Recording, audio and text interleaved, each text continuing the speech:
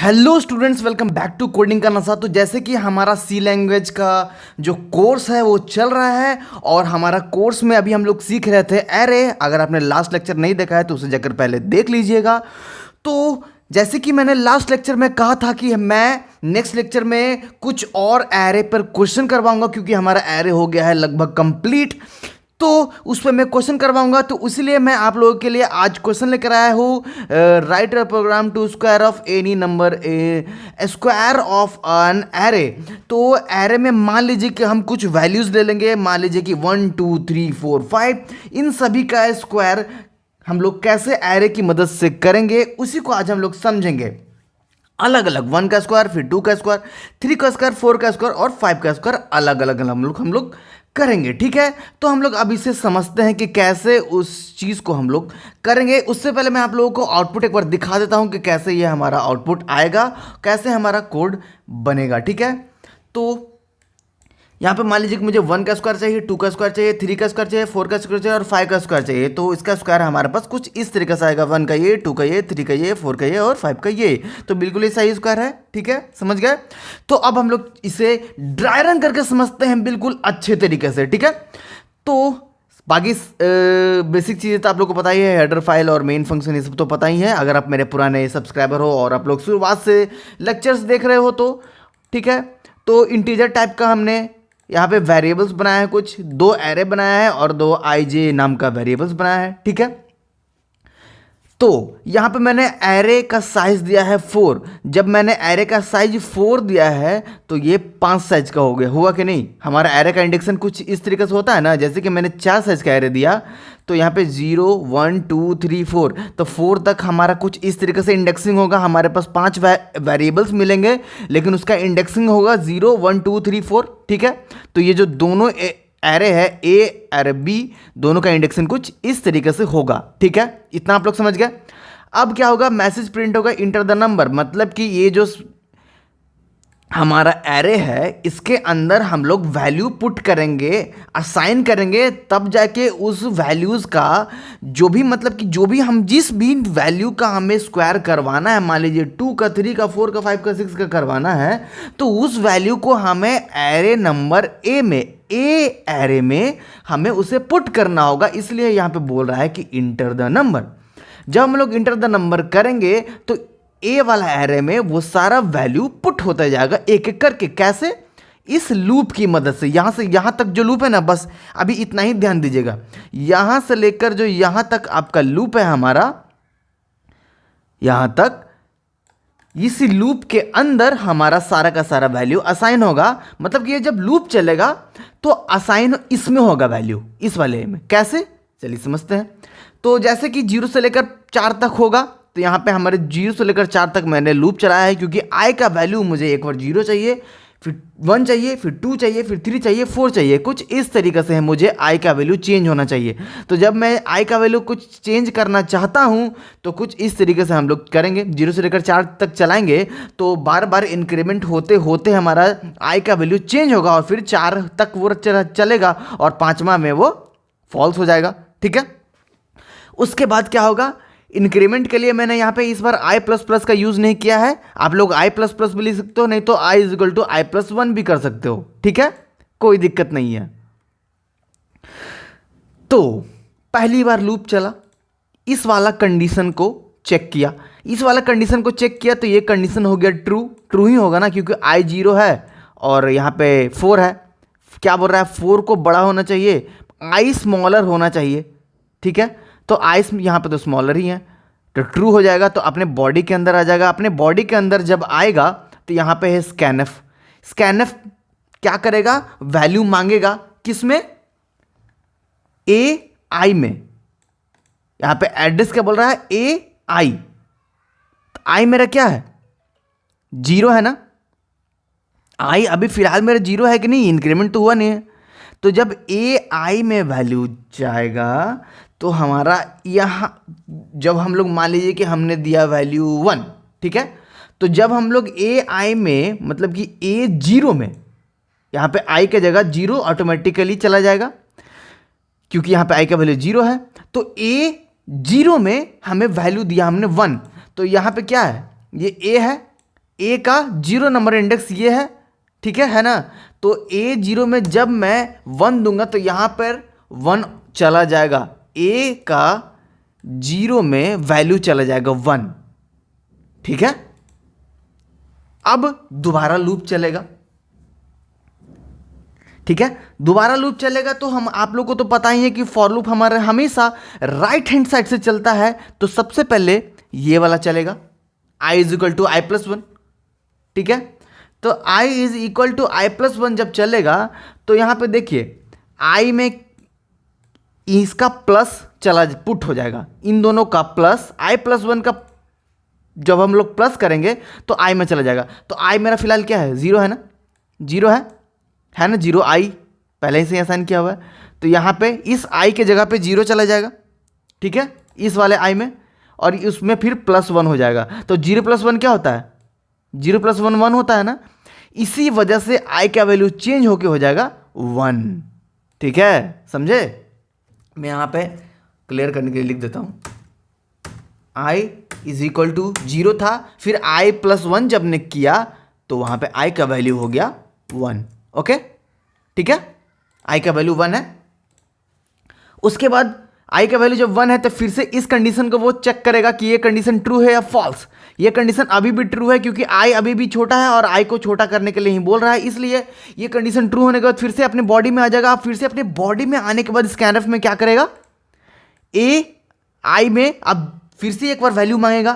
तो ai मेरा क्या है, i अभी चेंज होके क्या हुआ है, 1 हुआ है ना, i चेंज होके हमारा 1 हुआ है। तो a1 में वैल्यू अब पुट होगा। तो a1 में हम लोग मान लीजिए a1 में मैंने दे दिया 2, a का 1 नंबर इंडेक्स में हमने दे दिया 2, तो 2 असाइन हो गया, पुट हो गया वहाँ पे, ठीक है।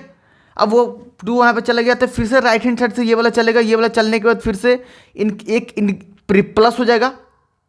यहाँ पे i का वैल्यू 1 है, उसमें +1 करना है, तो 1 + 1 कितना होता है, 2 होता है ना।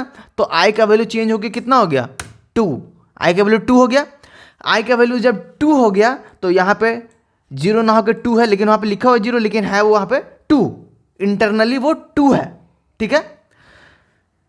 तो उसके बाद फिर से इसे चेक करेगा, अभी फिर से ये हमारा ट्रू ही है क्योंकि i अभी भी छोटा है, 2 है। तो फिर से स्कैनफ में जाएगा, फिर से ai को ये चेक करेगा। तो ai मेरा क्या है, a का 2, i अभी 2 हुआ है ना, i अभी हमारा 2 हुआ है, आपके सामने 2 हुआ है। तो इसे ये a का 2 नंबर में फिर से एक और वैल्यू में आएगा, तो मैं 3 दे देता हूँ, ठीक है। तो मैं असाइन करते जा रहा हूँ, 0 में मैंने 1 किया, 2 में 1 में 2 किया और 2 में 3 किया। फिर मान लीजिए कि फिर से लूप चला होगा, फिर से ट्रू हुआ होगा, फिर से ट्रू होने के बाद क्या हुआ होगा, यहाँ पे मैंने 4 दे दिया, एक और वैल्यू, फिर से एक बार ट्रू हुआ होगा। अभी जब ये ट्रू हुआ होगा तो i का वैल्यू हो गया होगा 3, ठीक है। फिर से i का वैल्यू हो जाएगा 4, ठीक है, i का वैल्यू 4 हो जाएगा जब, तो यहाँ पे इसे फिर से ये चेक करेगा, ठीक है, फिर से ये चेक करेगा। तो अभी ये छोटा तो नहीं है i, लेकिन इक्वल है, यहाँ पे इक्वल का भी साइन है ना। तो जब ये इक्वल है तो दोनों इक्वल हो गया ना, 4 और 4। तो जब 4 और 4 इक्वल हो तो फिर से ये ट्रू का, तो फिर से स्कैनफ चलेगा और फिर से स्कैनफ चलेगा कि a का 4 में एक और वैल्यू चाहिए, तो मैंने 5 पुट कर दिया। तो इस तरीके से मैंने पूरा का पूरा एरे में वैल्यू दे दिया, ठीक है। जब वैल्यू दे दिया उसके बाद क्या होगा कि फिर से ये वाला चलेगा i = i + 1। उसके बाद क्या होगा कि i का वैल्यू चेंज होकर हो जाएगा 5। तो यहाँ पे अब हो रहा है हमारा फॉल्स, ये जो कंडीशन है वो फॉल्स हो जाएगा क्योंकि i बड़ा हो गया लेकिन i को छोटा होना चाहिए, फॉल्स हो गया। तो यहाँ से यहाँ तक का कहानी खत्म हो गया और हमने अपने एरे ए में हमने अपना वैल्यू को पुट कर दिया। अभी वो पुट है, अभी वो रिलीज नहीं हुआ है, खत्म नहीं हुआ है, वो हमने वैल्यू असाइन कर दिया। अब मुझे सिर्फ क्या करना है, इस सभी का स्क्वायर कर देना है बस। इस सभी का स्क्वायर करने के लिए हमने एक और फॉर लूप लगाया, इसलिए मैंने जे लिया था। एक और फॉर लूप लगाया और फॉर लूप लगाने के बाद क्या किया, इस बार भी फॉर लूप क्या चलेगा, 5 बार चलेगा, 0 से लेकर 4 तक एकदम सेम टू सेम इसी का तरीका 5 बार चला, ठीक है। जब 5 बार चलेगा, कभी 0 होगा वैल्यू, कभी 1 होगा, कभी 2 होगा, कभी 3 होगा, कभी 4 होगा, बिल्कुल इस तरीका से 0 1 2 3 4 हमेशा चेंज होगा, ठीक है। अब देखो क्या होगा। उसके बाद पहली बार जब लूप चलेगा ये कंडीशन ट्रू होने के बाद, तो हमारा जे का वैल्यू क्या होगा, यहाँ पे मैं हटाता हूँ, जे का वैल्यू है अभी 0, ठीक है। जे का वैल्यू हमारा है 0। जब जे का वैल्यू हमारा 0 है, इसको कुछ नहीं करेंगे, इसमें तो हमारा वैल्यू असाइन होगा और वो हम इसको प्रिंट करेंगे बस, और कुछ नहीं। तो ए का जे में, अब ये मत समझिएगा ऊपर ए का आई था, यहाँ पे जे है, हम यहाँ पे जे सिर्फ इंडेक्सिंग के लिए दे रहे हैं। मुझे ए का 0 नंबर को हमें एक्सेस करना है। ए का 0 नंबर का मुझे एक्सेस करना है, तो वो ये जो 0 जो नंबर है, ये इंडेक्सिंग है, वो मैं आई से भी कर सकता हूँ या फिर जे से भी, किसी भी वेरिएबल से कर सकता हूँ। किसी वेरिएबल को मैंने चलाया, बस मुझे 0 से 1 तक मुझे नंबर चाहिए था, बस इसलिए मैंने ये वाला लूप चलाया, ठीक है। तो आई जे का वैल्यू अभी 0 है, तो यहां पर भी 0 हो जाएगा, यहां पर भी 0 हो जाएगा। उससे जे से कोई मतलब नहीं है, बस उसे 0 से मतलब है। तो यहां पर भी 0, यहां पर भी 0। तो ए का 0 इंटू ए का 0, ए का 0 में कौन सा वैल्यू है, ए का 0 में 1 है ना वैल्यू। जब ए का 0 में 1 वैल्यू है, तो यहां पर 1 हो जाएगा और यहां पर भी 1 हो जाएगा ऑटोमेटिकली। जब यहां पे 1 और यहां पे 1 होगा, तो बीच में क्या है, इंटू, दोनों को इंटू कर देगा। 1 इंटू 1 क्या होता है, 1। बस जब जैसे ही ये 1 होगा, तो बी का जे का वैल्यू हो जाएगा हमारा 1। तो बी का जे क्या है, जे का वैल्यू हमारा क्या है, 0 है, कुछ चेंज नहीं हुआ अभी, जे का वैल्यू हमारा 0 है ना। तो बी का 0, फिर से देखिए, बी का जे में मुझे 1 असाइन करना है, ठीक है। बी का जे में मुझे 1 असाइन करना है और जे का वैल्यू हमारा 0 है, तो बी का जे क्या है, बी का जे नहीं 0, तो बी का 0 यहां पे है, तो यहां पे ऑटोमेटिकली क्या असाइन हो जाएगा, यहां पे 1 असाइन हो जाएगा, 1 स्क्वायर होके यहां पे ये वाला और ये वाला सेम टू सेम यहां पे असाइन नहीं हुआ है, स्क्वायर हुआ है। 1 इंटू 1 इज इक्वल टू 1, ठीक है। अब क्या होगा, बी का 1 में जाएगा असाइन होने फिर से, तो फिर से क्या होगा, उसके बाद असाइन होने के बाद फिर से लूप में नहीं आएगा, फिर से ये वाला प्रिंटफ चलेगा। प्रिंटफ क्यों चलेगा, थोड़ा सा अच्छा लगता है। प्रिंटफ क्या करेगा, प्रिंट भी तो करना है ना मुझे उस वैल्यू को, बिना प्रिंटफ के प्रिंट हो जाएगा क्या, 1 का स्क्वायर 1। इसलिए मैंने सबसे पहले यहाँ पे एक मैसेज प्रिंट किया, the square of % is equal to %d। तो रिस्पेक्टिवली आप लोग समझते हो ना, पहला %d में ए जे का वैल्यू और दूसरा %d में बी जे का वैल्यू, ठीक है। तो ये कैसे कैसे काम कर रहा है, ये ऐसे काम कर रहा है, देखिए ए जे मतलब ए का 0, अभी जे का वैल्यू हमारा 0 है ना, जे का वैल्यू है 0 यहाँ पे, तो ए का 0, तो ए का 0 में मेरा क्या है, 1 है, ठीक है। तो पहला %d में हमारा 1 प्रिंट कर देगा, फिर दूसरा %d में जाएगा कि बी का जे में क्या है, बी का जे में भी 1 है, तो दूसरा %d में भी 1 ही प्रिंट करेगा। तो हमारा आंसर क्या आएगा, पहली बार क्या प्रिंट करेगा, the square of 1 is equal to 1। उसके बाद फिर लाइन चेंज करेगा क्योंकि दोबारा भी तो उसको प्रिंट करना है। तो इसीलिए जो आंसर हमारा आ रहा है 1 2 3 4 5, the square of 1 is equal to 1 आया ना पहला लाइन में। उसके बाद बैकस्लैश n के बाद हमारा लाइन चेंज होगा, फिर से दोबारा लूप चलेगा, ये वाला जो लूप है वो दोबारा चलेगा। उसको फिर से ये सारी चीज़ें सेम टू सेम दोहराएगी। मैं एक बार और आप लोगों को समझाता हूँ, आप लोग अच्छे से समझ जाओगे, ठीक है। फिर बैकस्लैश n की वजह से लाइन हमारा चेंज हो गया, उसके बाद नीचे कुछ नहीं है, ठीक है। फिर से इस वाले लूप में जाएगा, क्यों, क्योंकि लूप हमारा फॉल्स नहीं हुआ है। तो J equal to J plus 1 के कारण जे का वैल्यू हमारा 1 प्लस हो जाएगा, प्लस होने के बाद जे का वैल्यू 0 से हो जाएगा 1, ठीक है। अब जे का वैल्यू हमारा हो गया 1, जे का वैल्यू जब 1 हो गया तो ये वाला हमारा ट्रू हो जाएगा, क्योंकि जे है तो बिल्कुल अभी भी छोटा ही है, तो ट्रू हो गया। बी जे में हमें इसको पुट करना है, ठीक है। ए जे प्लस ए जे का वैल्यू 1 हुआ है ना अभी फिलहाल, जे का ए जे हुआ, तो ए जे का वैल्यू 1 है, तो यहाँ पे भी 1, यहाँ पे भी 1, ठीक है। ए का 1 और ए का 1, ए का 1 इंटू ए का 1, ए का 1 क्या है 2 है, ए का 1 है ना 2, तो यहाँ पर भी 2, यहाँ पर भी 2, दोनों में 2 हुआ, फिर दोनों को इंटू कर देंगे, 2 2 जा 4 आता है, 2 इंटू 2 4 होता है ना, तो स्क्वायर करेंगे तो 4 आएगा, तो बी जे में 4 हो जाएगा, तो बी जे में ऑटोमेटिकली 4 चला जाएगा, यहाँ पे प्रिंट कर देगा इस जगह पे। उसके पहले क्या है ए जे, ए जे में क्या, जे का वैल्यू मेरा क्या है 1 है, तो यहाँ पे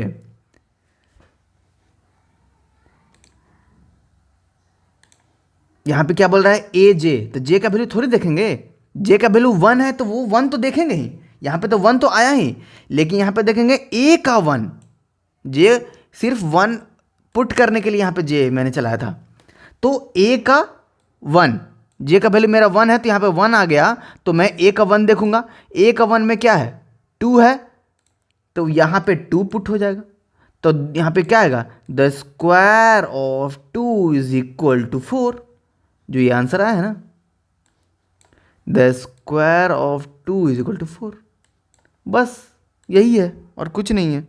इसी तरीक़ा से फिर से एक और लाइन चेंज करेगा, फिर से इसमें जाएगा, फिर से जाने के बाद फिर से एक इंक्रीमेंट होगा, जे का वैल्यू चेंज होगा, और जे का वैल्यू चेंज होकर हो जाएगा 2, 2 होने के बाद फिर से वही सारी चीज़ें दोहराएंगी। यहाँ पे ए का जे में 2 हो जाएगा, यहाँ पर भी 2 पुट हो जाएगा, तो ए का 2 देखेंगे, फिर ए का 2 देखेंगे, फिर दोनों को इंटू कर देंगे, ए का 2 में क्या है 3 है, तो 3 इंटू 3 9 हो जाएगा, तो यहाँ पे पुट होगा द स्क्वायर ऑफ 3 इज़ 9। बिल्कुल इसी तरीक़े से फिर से आप लोग को एक बार स्क्वायर पुट करके दिखाता हूँ, 1 2 3 4 5, ठीक है, फिर से एक लाइन और प्रिंट होगा ये वाला, द स्क्वायर ऑफ 3 इज़ 9, कुछ नहीं है, फिर से वैसे ही करके एक और बैकस्लैश साइन की वजह से लाइन चेंज होगा, फिर से चलेगा, फिर से चेंज होने के बाद फिर से हमारा ये वाला लाइन पुट हो जाएगा, प्रिंट हो जाएगा, क्योंकि 4 हो जाएगा हमारा जे का वैल्यू, तो 4 का 4 हो जाएगा। उसके बाद फिर से एक बार और लूप चलेगा, तो जे का वैल्यू हो जाएगा इस बार 4, तो इस बार दोनों छोटा तो नहीं है जे, लेकिन इक्वल है, तो इक्वल होने की वजह से फिर से ये वाला चलेगा, तो ए जे में 4 हो जाएगा, जे में 4 हो जाएगा, तो ए का 4 और ए का 4, ए का 4 में हमारा 5 है, तो 5 इंटू 5 हो जाएगा, तो 5 इंटू 5 होता है 25, तो 25 स्क्वायर यहाँ पे पुट हो जाएगा, और किसका स्क्वायर, तो 5 का स्क्वायर, बस द स्क्वायर ऑफ 5 इज़ 25, तो बस लाइन ये वाला लास्ट वाला लाइन हमारा फिर से प्रिंट हो जाएगा, और कुछ भी नहीं है। उसके बाद एक बार फिर से ये वाला लूप चलेगा, तो लूप चलने के बाद क्या होगा कि आई का वैल्यू हो जाएगा, जे का वैल्यू हो जाएगा 5 होने के बाद ये वाला हमारा हो जाएगा कंडीशन फॉल्स, तो कंडीशन फॉल्स होने के बाद ये वाला पूरा बॉडी फिर ख़त्म हो जाएगा, नहीं चलेगा, नहीं चलने के बाद हमारा लास्ट में हमारा पूरा का पूरा ये जो आउटपुट है ये हमारे आँख के सामने आ जाएगा। ठीक है, तो स्टूडेंट्स उम्मीद करता हूँ कि आप लोग अच्छे से बिल्कुल अच्छे से समझ गए हो कि आखिर कैसे हम लोग एरे की मदद से किसी भी नंबर का स्क्वायर कर सकते हैं। बस आप लोग यहाँ पे अगर आप लोगों को 10 नंबर का स्क्वायर चाहिए तो यहाँ पे 9 लिखेंगे, क्योंकि 0 से इंडेक्सिंग होता है, और यहाँ पर भी 9 कर देंगे, यहाँ पर भी 9 कर देंगे, बस हो गया। आप लोग को 10 बार नंबर पुट करना होगा, बस हो गया। और जैसे कि यहाँ पे मैं नंबर कुछ और लिखता हूँ, ठीक है, एक बार जल्दी हो जा, कंपाइल हुआ, मैंने लिखा 23, 34, 21, 12 और 13, ठीक है। अब देखिए सारे नंबर का स्क्वायर आ गया ना, 23 का स्क्वायर, 34 का स्क्वायर, 21 का स्क्वायर, 12 का स्क्वायर, 13 का स्क्वायर, बस अब किसी भी नंबर का कर सकते हो, समझ गया। तो बस स्टूडेंट्स उम्मीद करता हूँ कि आप लोग अच्छे से एरे को समझ गए होंगे। तो मिलते हैं हमारे नेक्स्ट लेक्चर में। नेक्स्ट लेक्चर हो सकता है कि पॉइंटर हो, क्योंकि पॉइंटर हम स्टार्ट करने वाला है, नहीं तो हो सकता है पॉइंटर भी हो सकता है, नहीं तो एरे का कुछ और क्वेश्चन भी हो सकता है, कुछ भी हो सकता है। इसलिए चैनल पे बने रहिए, सब्सक्राइब कर लीजिए और बेल आइकन को दबा दीजिए कि जैसे ही वीडियो डालूँ आप लोगों के पास नोटिफिकेशन आ जाए और आप लोग जल्दी से वीडियो देखकर सीख जाओ कि एरे क्या होता है, कैसे बनता है, सब अच्छे से सीख जाओ, ठीक है। तो मिलता है हमारे नेक्स्ट वीडियो में, तब तक के लिए जय हिंद।